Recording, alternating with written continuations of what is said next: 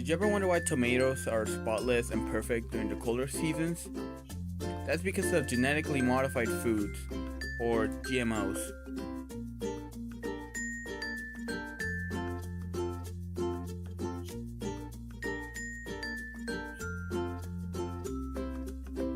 Well, you may have seen these GMO labels on certain consumer items. But scientifically speaking, GMOs are organisms in which the DNA is altered in a way that does not occur naturally.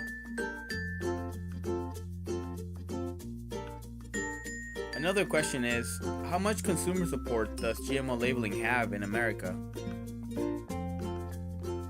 Well, to be exact, according to the political opinion survey done by the Hellman Group that was specifically centered on the topic of GMO labeling, about 88%, meaning that the majority favors GMO labeling and agree that as consumers we all have the right to know what's in our food, and the other 12% oppose the idea or they don't know as much.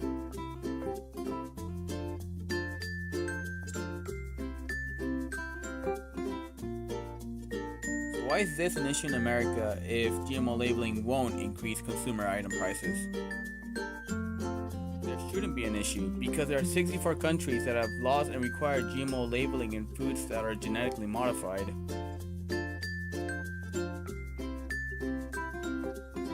For example, countries like France, like Italy, and Africa all require GMO labelings on their genetically modified food. Which begs the question, why doesn't the United States require GMO labelings on their food? It's all because of the DARK Act. The DARK Act stands for Denying Americans the Right to Know, which was signed by Obama in 2016. This act has a lot to do with the Monsanto and Grocery Manufacturers Association. Monsanto's number one job is to keep consumers uniformed about their genetically modified foods. Why? Because they represent all the processed foods in the grocery store. For example, let's say that this lettuce is genetically modified. The consumer is well informed because of the GMO labeling it has, but the DARK Act forbids any labeling of the sort, which is not okay.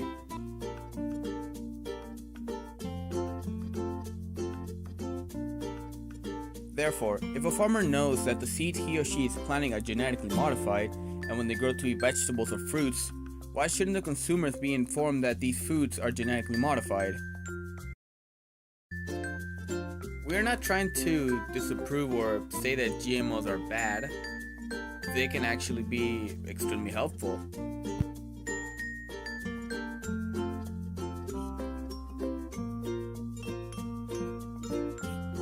GMOs could help underdeveloped countries such as Africa. They could help third world countries by helping them with malnutrition.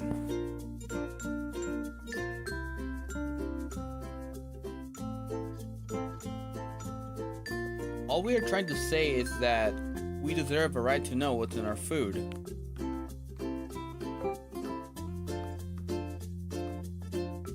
That's why we bring attention to our call to action, which can inform you more about GMO labeling that was not covered in this video.